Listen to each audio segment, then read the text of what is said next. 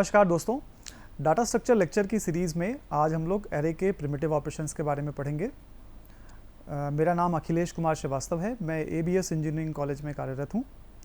तो आज के लेक्चर में हम लोग एरे के बेसिक कॉन्सेप्ट्स के बारे में देखेंगे, एरे के डेफिनेशंस देखेंगे जो कि हम ऑलरेडी प्रीवियस लेक्चर में कवर कर चुके हैं।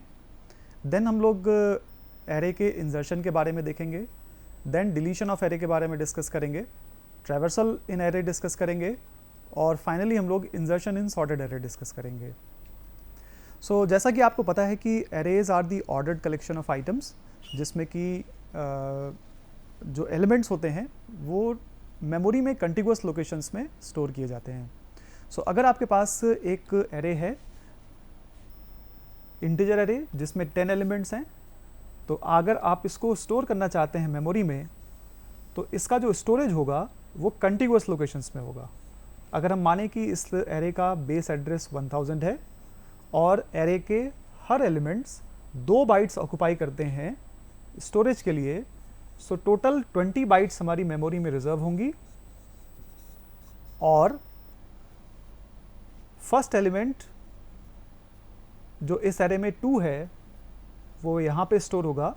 नेक्स्ट मेमोरी लोकेशन मतलब 2 बाइट्स के बाद मतलब 1002 लोकेशन पे 4 को स्टोर किया जाएगा and then next memory location मतलब 1006 पे 6 को स्टोर किया जाए, 1004 पे 6 को स्टोर किया जाएगा, 1006 पे 8 को स्टोर किया जाएगा and so on so fourth. तो यहाँ पे एरे में जो एलिमेंट्स हैं उनको कंटिगुअस लोकेशंस में स्टोर किया गया है। जैसे ही एक एलिमेंट का स्टोरेज फिनिश हो रहा है, हम दूसरे एलिमेंट को स्टोर कर दे रहे हैं। जैसे ही दूसरे एलिमेंट का स्टोरेज फिनिश हो रहा है, हम तीसरे एलिमेंट को एरे में मेमोरी में स्पेस एलोकेट कर दे रहे हैं and so on so forth. यहाँ पे एरे डेफिनेशन में कहा गया है कि arrays are the collection of homogeneous data items. Homogeneous मतलब एक जैसे डाटा आइटम्स। एक जैसे डाटा आइटम्स का मतलब ये बिल्कुल नहीं है कि केवल हम एक प्रिमिटिवली अगर हम डिफाइन करें इंटीजर A10 तो हम इसकी बात कर रहे हैं। हम ऐसे डाटा आइटम्स जो कि कलेक्शन है डिसिमिलर डाटा आइटम्स के, फॉर एग्जांपल स्ट्रक्चर्स अगर हम क्रिएट करें सी में, जिसमें कि 3 तरह के एलिमेंट्स हैं, character name, integer roll number और इंटीजर परसेंटेज। तो इनका जो कलेक्शन होगा, इसके लिए भी अगर हम एक एरे क्रिएट करें, मतलब कि इस स्ट्रक्चर के लिए एक वेरिएबल हमने क्रिएट किया जो S है और उसका एरे क्रिएट कर लिया, इसका मतलब है कि ये एरे ऑफ स्ट्रक्चर है। सो एरे ऑफ स्ट्रक्चर के लिए भी जो मेमोरी एलोकेशन होगा वो भी कंटिगुअस होगा। इसका ये तात्पर्य हुआ कि कैरेक्टर नेम एरे 10 बाइट्स लेगा, रोल नंबर जो कि इंटीजर है, लेट्स से अगर वो 2 बाइट लेता है और ये भी इंटीजर है वो भी 2 बाइट लेता है, तो total of 14 bytes will be reserve for 1 element. और चूंकि हमने 10 साइज का एरे लिया है इस स्ट्रक्चर का, so total 14 into 10 means 140 bytes will be reserved in the memory. और S0 जो पहला एलिमेंट है उसके लिए जो मेमोरी का एलोकेशन है वो पहले होगा, और जैसे S0 के लिए मेमोरी एलोकेशन फिनिश होगा, S1 के लिए मेमोरी एलोकेशन होगा। सिमिलरली S2 के लिए जो नेक्स्ट मेमोरी एलोकेशन होगा 14 bytes. So first 14 bytes are for S0, next 14 byte is for S1 and next 14 byte is for S2 and so on so forth. Now the primitive operations that we are going to discuss in this lecture are insertion, deletion, traversal, merge, searching and sorting. So these are the primitive operations, those are possible on array. Array में ये सारे primitive operations possible हैं। इनको हम one after the other देखेंगे। आज के lecture में हम लोग टारगेट रखते हैं कि insertion, deletion और traversal को कवर करेंगे। आगे के लेक्चर में हम इन primitive operations को भी कवर करेंगे। So आइए insertion in array स्टार्ट करते हैं। मान लीजिए कि आपके पास एक एरे गिवन है जिसमें एलिमेंट्स हैं 50, 60, 30, 20 और 10। यहाँ पे हम ये अज्यूम कर रहे हैं कि हमारा एरे का इंडेक्स 1 से स्टार्ट हो रहा है। तो जो एरे के इंडेक्सेस हैं वो 1 से 5 तक वेरी कर रहे हैं, ठीक है। और ऐसा अगर हम माने कि मुझे 3rd पोजीशन पे एक एलिमेंट इंसर्ट करना है, लेट्स से वो एलिमेंट मेरा x है, तो जिस एलिमेंट को मुझे इंसर्ट करना है वो x है और इसे मुझे 3rd पोजीशन पे इंसर्ट करना है। अगर मैं 3rd पोजीशन पे इस x एलिमेंट को डायरेक्टली इंसर्ट कर देता हूं तो 30 डेटा लॉस हो जाएगा, डेटा 30 जो है वो लॉस हो जाएगा। लेकिन हम ऐसा नहीं चाहते कि डेटा 30 लॉस हो, तो इसलिए हम क्या करेंगे, इन सभी एलिमेंट्स को आगे की तरफ शिफ्ट कर देंगे। कौन कौन से एलिमेंट्स को हम आगे शिफ्ट करेंगे, इस 30 को हम आगे शिफ्ट कर देंगे, इस 20 को हम आगे शिफ्ट कर देंगे, और इस 10 को भी हम आगे शिफ्ट कर देंगे। शिफ्टिंग के लिए अगर हम शिफ्टिंग इस एलिमेंट से स्टार्ट करते हैं, थर्ड एलिमेंट मतलब 30 से स्टार्ट करते हैं, सो 30 विल बी कॉपीड ऑन 20, ठीक है। तो इस 20 की जगह 30 आ जाएगा।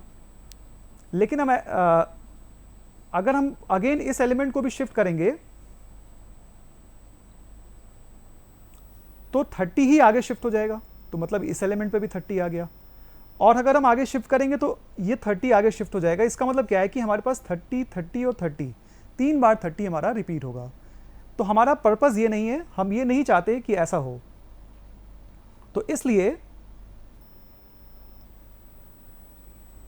हम क्या करेंगे कि अगर हमें किसी एलिमेंट को शिफ्ट करना है तो हम सबसे पहले लास्ट एलिमेंट से शिफ्ट करना स्टार्ट करते हैं। सबसे पहले हम 10 को आगे शिफ्ट कर देंगे, देन हम 20 को आगे शिफ्ट कर देंगे, और देन हम 30 को आगे शिफ्ट कर देंगे। और ये जो शिफ्टिंग है वो एक स्टेप में एक शिफ्टिंग हो रही है। सो इस शिफ्टिंग के अकॉर्डिंग अगर हमारे इंडेक्सेस 1 से 5 तक हैं, सो 1 2 3 4 5 पहले से हमारे पास एलिमेंट्स थे। चूंकि हमें एक एलिमेंट इंसर्ट करना है इसलिए एरे की साइज 6 हो जाएगी। तो सबसे पहले हमने लास्ट वाले एलिमेंट को शिफ्ट किया। 10 को हम 5 से 6 पोजीशन पे लेके जाएंगे। सो यहाँ 10 आ गया 6 लोकेशन पे। 20 को हम 4 से 5 लोकेशन पे लेके जाएंगे। सो हमारा 20 आ गया 5th इंडेक्स पे, और देन 30 को हम लेके जाएंगे 3rd इंडेक्स से 4th पे। सो 30 को हमने यहाँ पे शिफ्ट कर दिया। तो इस तरह से हमने एलिमेंट्स की शिफ्टिंग कर दी up to 30, up to 3rd index. और फाइनली मुझे क्या करना था, x को इस 3rd इंडेक्स पे इंसर्ट करना था। फर्स्ट और सेकंड एलिमेंट को अनचेंज रखा हमने, फर्स्ट और सेकंड एलिमेंट को हमने चेंज नहीं किया। तो शिफ्टिंग हमने लास्ट पोजीशन से किया और उस पोजीशन तक किया जहां पे मुझे इंसर्शन करना था। और जब स्पेस बन गया, जब 30 आगे की तरफ शिफ्ट हो गया और 30 के आगे के सारे एलिमेंट्स भी एक एक स्टेप आगे शिफ्ट हो गए, मेरे पास स्पेस बन गया और इस स्पेस में मैं x को इंसर्ट कर दूंगा। सो अगर मुझे एक एल्गोरिथम लिखना है एरे इंसर्शन ए एरे में जिसमें n एलिमेंट्स हैं और i वो इंडेक्स है जहां मुझे इंसर्शन करना है और की वो एलिमेंट है जो मुझे इंसर्ट करना है। सो i पोजीशन है जहां मुझे इंसर्शन करना है और की वो एलिमेंट है जो मुझे इंसर्ट करना है। आप मान सकते हैं कि ये जो x है वो की है। सो अगर मुझे ये प्रोसेस करना है तो सबसे पहला ऑपरेशन जो मुझे परफॉर्म करना है वो शिफ्टिंग का करना है। तो शिफ्टिंग के लिए मैं क्या कर रहा हूं कि अगर मेरे पास A5 एलिमेंट है तो मैं उसको A6 बना देता हूं। अगर मेरे पास A4 एलिमेंट है तो मैं उसको A5 बना देता हूं।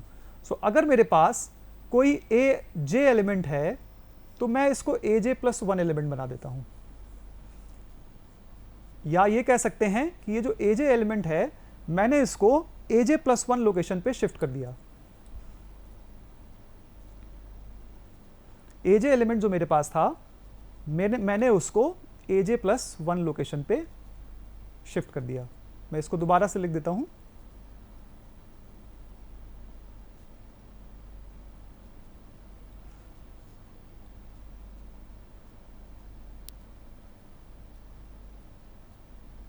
सो AJ एलिमेंट को मैंने AJ+1 लोकेशन में शिफ्ट कर दिया। अच्छा, अगर मैंने एक एलिमेंट को शिफ्ट किया तो ऐसा नहीं कि मेरा एक एलिमेंट का शिफ्टिंग का काम है, मुझे बहुत सारे एलिमेंट्स को शिफ्ट करना है। मुझे हर एलिमेंट को शिफ्ट करना है लास्ट इंडेक्स से लेके इस इंडेक्स तक जो कि मेरा टारगेट इंडेक्स है। तो मैं एक बार में एक एलिमेंट को शिफ्ट करूंगा, लेकिन ये मल्टीपल टाइम्स मुझे ऑपरेशन करना है। तो ये मल्टीपल टाइम ऑपरेशन करने के लिए हम एक लूप लगा देंगे। सो हमने यहां पे लगाया फॉर j = n। मुझे लास्ट इंडेक्स से स्टार्ट करना है और मुझे जो शिफ्टिंग करनी है वो ith इंडेक्स तक करनी है। तो मैं एक उल्टा लूप चला रहा हूं, मैं एक बैकवर्ड लूप चला रहा हूं जो कि n से स्टार्ट हो रहा है और i तक जा रहा है। इसका मतलब मुझे एक स्टेप बैक जाना है। हर बार एक शिफ्टिंग कंप्लीट होगी तो मुझे एक स्टेप बैक चले जाना है। जब ये सारी शिफ्टिंग्स कंप्लीट हो जाएंगी, जब ये लूप फिनिश होगा, तो देन उसके बाद AI लोकेशन जहां मुझे इंसर्ट करना था वो फ्री हो गया है। इस लोकेशन पे मैं की को इंसर्ट कर दूंगा। की के इंसर्शन के बाद मेरे पास एरे में नंबर ऑफ एलिमेंट्स पहले n थे, लेकिन अब नंबर ऑफ एलिमेंट्स n+1 हो गए हैं। सो ये भी अपडेशन मुझे रिक्वायर्ड है कि n इक्वल्स टू n+1 करना, जिससे कि की पहले जो n नंबर ऑफ कीज हमारे पास टोटल इस एरे में थे, साइज एरे की चेंज हो गई, साइज एक बढ़ गई, तो एरे की साइज अब n से n+1 हो गई। नाउ अगर हम इसकी एनालिसिस करें,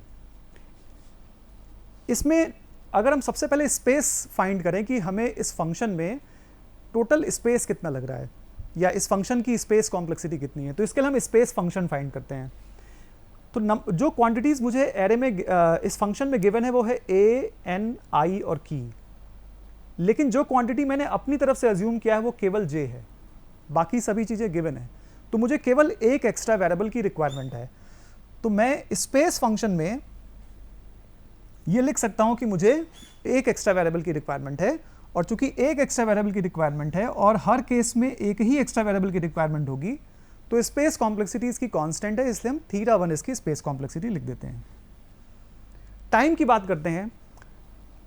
टाइम कॉम्प्लेक्सिटी को फाइंड करने के लिए मुझे ये देखना पड़ेगा कि हमने कितनी शिफ्टिंग्स की हैं। जितनी ज़्यादा शिफ्टिंग्स होंगी उतनी ज़्यादा टाइम कॉम्प्लेक्सिटी हमारी होगी। सो अगर मान लीजिए कि मुझे लास्ट पोजीशन पे इंसर्शन करना है, मुझे लास्ट इंडेक्स पे इंसर्शन करना है, तो नंबर ऑफ शिफ्टिंग्स जो रिक्वायर्ड होगी वो केवल एक होगी।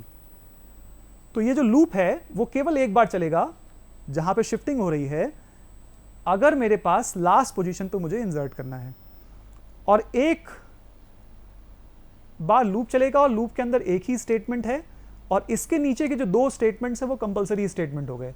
सो टोटल 3 स्टेटमेंट्स है जो रन हो रहे हैं अगर मुझे लास्ट पोजीशन पे इंसर्शन करना है। तो लास्ट पोजीशन पे इंसर्शन को मान लेते हैं कि ये बेस्ट केस है। तो जो टाइम फंक्शन है वो हो गया इसका 3। तो टाइम फंक्शन में हमने 3 लिख दिया, इसका मतलब है कि 3 स्टेटमेंट का एग्जीक्यूशन रिक्वायर्ड है अगर मुझे लास्ट पोजीशन पे इंसर्शन करना है। अगर मान लीजिए कि मुझे इंसर्शन फर्स्ट पोजीशन पे करना है, तो मुझे सबसे ज़्यादा शिफ्टिंग्स करनी होंगी। मुझे ये सारे एलिमेंट्स को 1 से लेकर n तक सभी एलिमेंट्स को राइट की तरफ शिफ्ट करना होगा। तो अगर मुझे सारे एलिमेंट्स को शिफ्टिंग करना है तो ये जो लूप है वो n टाइम्स रन करेगा, और अगर लूप n टाइम्स रन करेगा तो इसके अंदर स्टेटमेंट भी 1 ही है। तो हम मान लेते हैं कि लूप का एग्जीक्यूशन टोटल n हुआ, या नंबर ऑफ स्टेटमेंट जो लूप के अंदर एग्जीक्यूट हो रहे हैं वो n हो रहे हैं। इसके नीचे के लिखे गए जो स्टेटमेंट्स है वो कंपलसरी है, ये और ये। तो इसका मतलब है कि हमारे पास टोटल स्टेटमेंट्स जिसका एग्जीक्यूशन हुआ वो हुआ n+2। ओके, सो अगर मुझे इंसर्शन लास्ट पोजीशन पे करना है तो 3 स्टेटमेंट का एग्जीक्यूशन है, और अगर मुझे फर्स्ट पोजीशन पे इंसर्शन करना है तो n+2 स्टेटमेंट का एग्जीक्यूशन है। अकॉर्डिंगली हम इसकी टाइम कॉम्प्लेक्सिटी लिख सकते हैं। 3 कांस्टेंट है, इसलिए बेस्ट केस की जो टाइम कॉम्प्लेक्सिटी है वो ओमेगा नोटेशन में लिखी जाएगी, और n+2 एक वेरिएबल टर्म है, और वर्स्ट केस है इसमें n बिग ओ n इसकी टाइम कॉम्प्लेक्सिटी हो जाएगी। तो एरे में इंसर्शन में बेस्ट केस तब अपीयर हो रहा है जब मुझे लास्ट पोजीशन पे इंसर्शन करना है, और वर्स्ट केस तब अपीयर हो रहा है जबकि मुझे फर्स्ट पोजीशन पे इंसर्शन करना है। डिलीशन इन एरे देखते हैं। एरे में डिलीशन भी बिल्कुल ही सिमिलर प्रोसेस है जैसे इंसर्शन हो रहा था। जैसे कि शिफ्टिंग्स रिक्वायर्ड था इंसर्शन में, वैसे ही शिफ्टिंग्स रिक्वायर्ड हैं डिलीशन में। फॉर एग्जांपल, अगर मेरे पास ये एरे है और इसमें एलिमेंट्स हैं 1 2 3 4 5, ये इंडेक्सेस हमने मार्क कर लिया। ये मैंने आपको पहले ही बताया है कि यहाँ हम अज्यूम कर रहे हैं कि हमारे इंडेक्सेस 1 से स्टार्ट हो रहे हैं। अगर मुझे किसी एक पर्टिकुलर इंडेक्स के एलिमेंट को डिलीट करना है, फॉर एग्जांपल लेट्स से मुझे थर्ड इंडेक्स वाले एलिमेंट को डिलीट करना है, सो थर्ड इंडेक्स वाले एलिमेंट को अगर हम डिलीट कर देंगे तो ये पोजीशन ब्लैंक हो जाएगी। हम ऐसा नहीं चाहते कि एरे में कोई ब्लैंक पोजीशन हो, इसलिए हम शिफ्टिंग्स करेंगे। तो शिफ्टिंग्स कैसे करेंगे? फोर्थ एलिमेंट को यहाँ शिफ्ट कर देंगे पीछे एक, इसी तरह से फिफ्थ इंडेक्स वाले एलिमेंट को हम एक पीछे शिफ्ट कर देंगे। तो इसका मतलब ये है कि हम शिफ्टिंग्स कर रहे हैं, और अगर मेरे पास एजे एलिमेंट है तो उसको मैं AJ-1 एलिमेंट बना दे रहा हूँ, एक पीछे शिफ्ट कर दे रहा हूँ। ठीक है, अगर मेरे पास AJ एलिमेंट है तो मैं उसको AJ-1 एलिमेंट बना दे रहा हूँ। सो किसी भी एलिमेंट की शिफ्टिंग करने के लिए मैंने सबसे पहला काम ये किया कि उस एलिमेंट को पिक किया और एक पीछे पोजीशन पे उसको इंसर्ट कर दिया। तो अगर आप इसको ध्यान से देखें तो मेरे पास जो शिफ्टिंग्स हो रही हैं वो शिफ्टिंग्स रेगुलरिटी में हो रही हैं। मेरे पास जो शिफ्टिंग हो रही है वो वन टाइम ऑपरेशन नहीं है, मेरे पास शिफ्टिंग्स मल्टीपल टाइम ऑपरेशन है। तो ये सिमिलर टाइप की जो शिफ्टिंग्स होगी उसको मैं रिपीट कर रहा हूं, इसलिए इसको मैं लूप में रखूंगा। सो लूप में शिफ्टिंग्स की जो पोजीशन कहां से स्टार्ट होगी, अगर मुझे मान लीजिए ith पोजीशन पे इंसर्ट करना है, तो जो इंसर्शन हो रहा है या ये जो शिफ्टिंग्स हो रही है वो i+1 पोजीशन से स्टार्ट होगी और लास्ट पोजीशन तक मुझे एलिमेंट्स को शिफ्ट करना है। So for j equals to i+1 to n do. Forward loop है जिसमें i+1 पोजीशन से मुझे शिफ्टिंग से स्टार्ट करना है और लास्ट पोजीशन तक शिफ्टिंग करना है। तो अगर मैं इन एलिमेंट्स को पीछे की तरफ शिफ्ट कर दूंगा, तो शिफ्टिंग के बाद मेरे पास नंबर ऑफ एलिमेंट्स जो बचेंगे वो n-1 होंगे। सो मैं यहाँ पे n इक्वल्स टू n-1 लिख देता हूँ। सो आपके पास पहले स्टार्टिंग में जो नंबर ऑफ एलिमेंट्स थे वो n थे। अगर आपने एक एलिमेंट को डिलीट कर दिया तो आपके पास जो नंबर ऑफ एलिमेंट्स बच गए वो n-1 बचे। नाउ आंसर क्या होगा इस एरे में, अगर हमने थर्ड एलिमेंट को डिलीट किया तो 50 और 60 अनचेंज्ड रहे। थर्ड एलिमेंट को हमने डिलीट किया, इसके बाद फोर्थ एलिमेंट को थर्ड एलिमेंट बना दिया। सो थर्ड इंडेक्स पे 20 एलिमेंट होगा और फोर्थ इंडेक्स पे 10 एलिमेंट होगा। कॉम्प्लेक्सिटीज की डिस्कस करते हैं। सबसे पहले स्पेस कॉम्प्लेक्सिटीज की फाइंड करते हैं, स्पेस फंक्शन फाइंड करते हैं। यहाँ पे इस एल्गोरिथम को लिखते समय हमारे पास जो गिवन क्वांटिटी थी वो a, n और i था। a अरे, n नंबर ऑफ एलिमेंट्स और i इज द इंडेक्स जहाँ पे मुझे डिलीशन करना है। अपनी तरफ से लॉजिक में मैंने केवल एक j वेरिएबल लिया। सो ये जो j वेरिएबल है केवल इसी के कारण से स्पेस कॉम्प्लेक्सिटी होगी। तो स्पेस फंक्शन में एक वेरिएबल रिक्वायर्ड है, इसलिए मैंने स्पेस फंक्शन को 1 लिखा। चूंकि किसी भी एलिमेंट को मुझे डिलीट करना हो, किसी भी इंडेक्स वाले एलिमेंट को मुझे डिलीट करना हो, यही एक वेरिएबल रिक्वायर्ड है, इसलिए स्पेस कॉम्प्लेक्सिटी इसकी θ1 हो गई। नाउ इसकी टाइम एनालिसिस करते हैं। मान लीजिए कि इस एरे में मुझे लास्ट पोजीशन वाले एलिमेंट को डिलीट करना है। अगर मुझे लास्ट पोजीशन वाले एलिमेंट को डिलीट करना है तो मैं सिंपली इसको डिलीट कर देता हूं और कोई भी शिफ्टिंग रिक्वायर्ड नहीं होगी और केवल मुझे एक टास्क करना होगा n इक्वल्स टू n-1। लेकिन लूप की कंडीशन तो चेक करनी ही होगी और लूप की कंडीशन हमारी फेल हो जाएगी क्योंकि मुझे कोई भी शिफ्टिंग नहीं करनी है। सो लूप की कंडीशन को चेक करने के लिए अगर हम मान लें कि एक स्टेटमेंट लगता है और n इक्वल्स टू n-1 करने में भी एक ही स्टेटमेंट लगता है, so total number of statement जो मेरे लगे वो 2 लगे। ओके इसी तरह से अगर मान लें कि मुझे फर्स्ट एलिमेंट को डिलीट करना है, अगर मुझे फर्स्ट एलिमेंट को डिलीट करना है तो सेकंड ऑनवर्ड सभी एलिमेंट्स को मुझे एक एक पीछे की तरफ शिफ्ट करना होगा। सो टोटल नंबर ऑफ शिफ्टिंग्स जो रिक्वायर्ड होंगी, जो लूप में शिफ्टिंग्स रिक्वायर्ड है वो n-1 होंगी। और ये जो statement n equals to n-1 है ये कंपलसरी स्टेटमेंट हो गया। So total number of statements मेरे पास हो गए n-1 + 1 जिनका एग्जीक्यूशन होगा।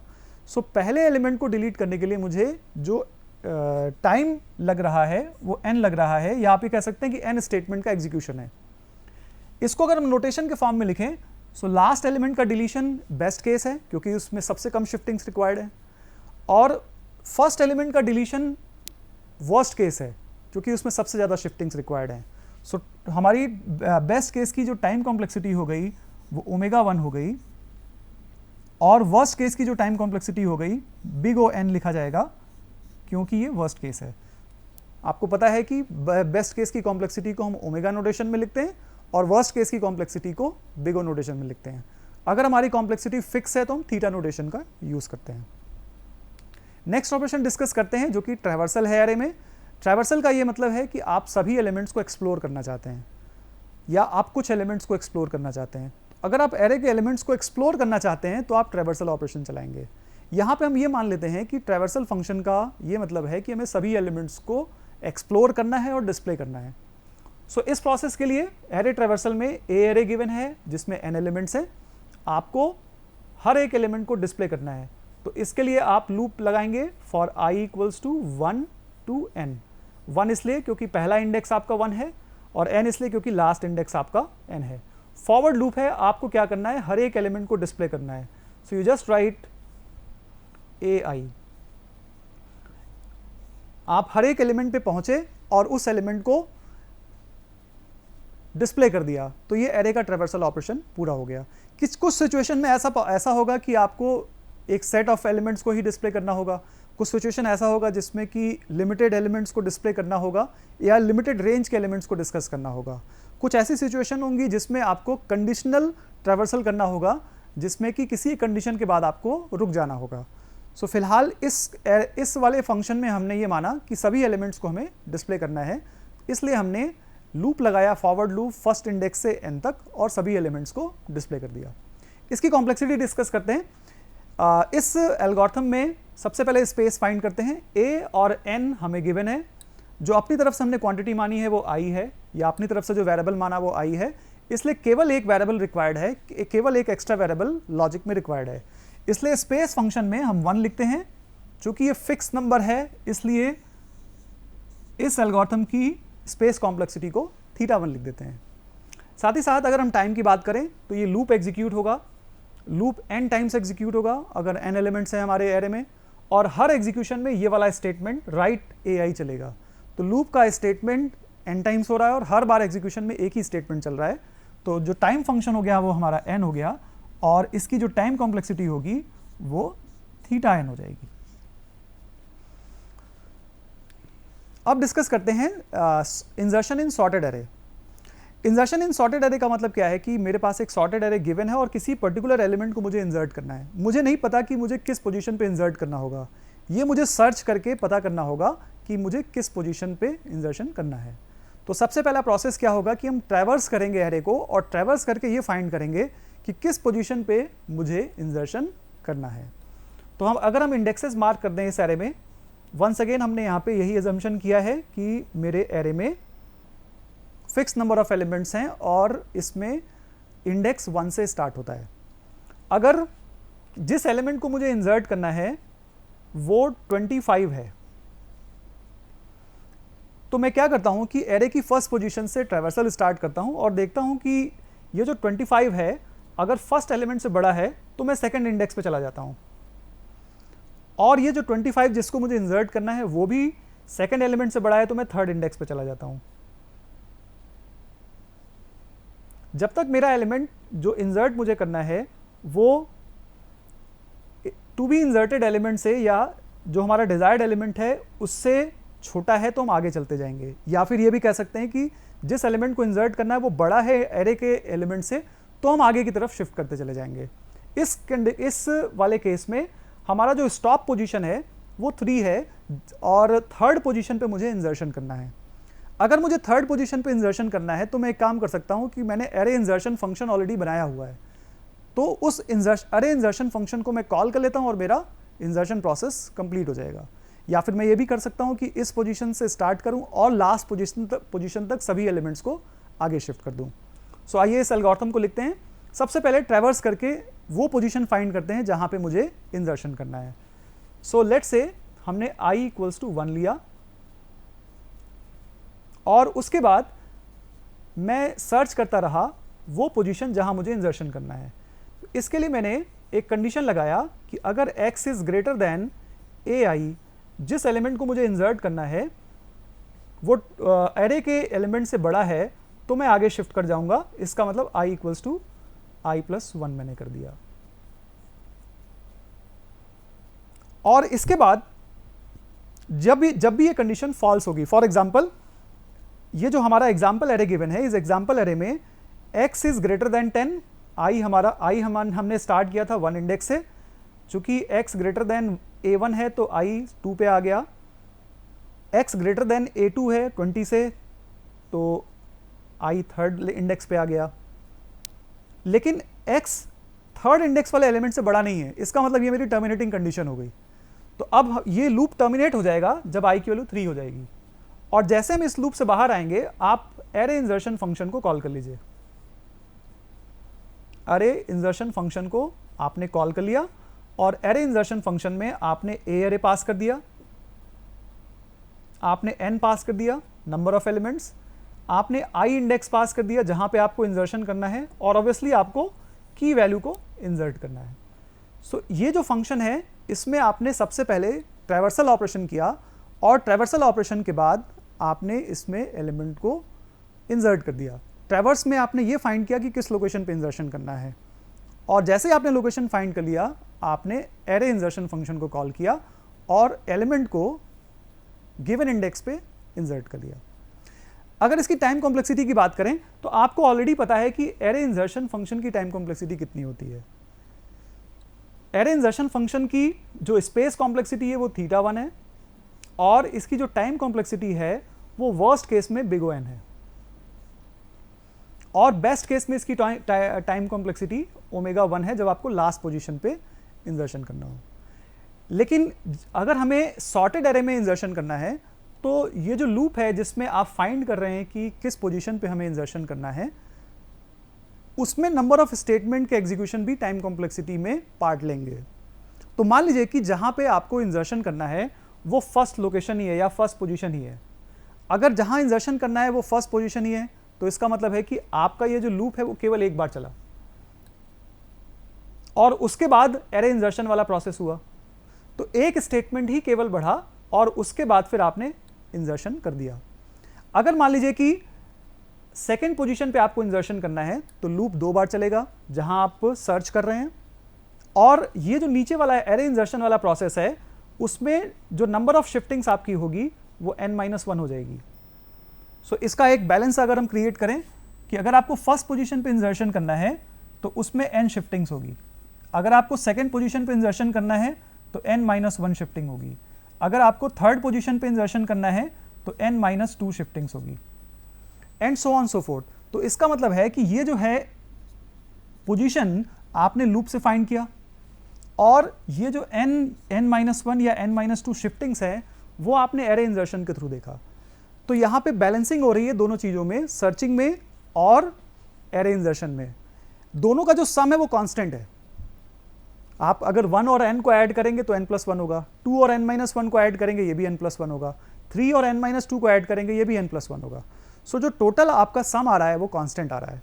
इसका मतलब कि टाइम कॉम्प्लेक्सिटी n+1 है, या टाइम फंक्शन जो हमारा है वो n+1 है हर केस में, चाहे वो बेस्ट केस हो चाहे वो वर्स्ट केस हो। ठीक है, तो इसका मतलब क्या है कि यहाँ की जो टाइम कॉम्प्लेक्सिटी वो फिक्स हो गई, तो यहाँ पे जो टाइम कॉम्प्लेक्सिटी हुई वो θn हो जाएगी। एक बार और इसको समझने की जरूरत है कि अगर मुझे पहले पोजीशन पे इंसर्शन करना है तो शिफ्टिंग्स ज़्यादा रिक्वायर्ड हैं और सर्च में कम एफर्ट रिक्वायर्ड है। अगर मुझे लास्ट पोजीशन पे इंसर्शन करना है तो उस केस में सर्च में ज़्यादा टाइम रिक्वायर्ड है या सर्च में ज़्यादा एफर्ट रिक्वायर्ड है, और शिफ्टिंग में कम एफर्ट रिक्वायर्ड है। तो दोनों चीज़ें बैलेंस आउट हो रही हैं। स्पेस फंक्शन आप देख लीजिए कि इसमें स्पेस कितना रिक्वायर्ड होगा।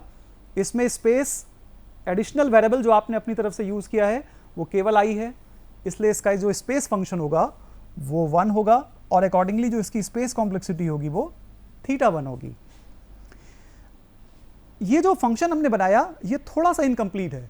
थोड़ा सा इनकम्प्लीट उस केस में अगर मान लीजिए कि आपको जो एलिमेंट इंसर्ट करना है वो 60 हो।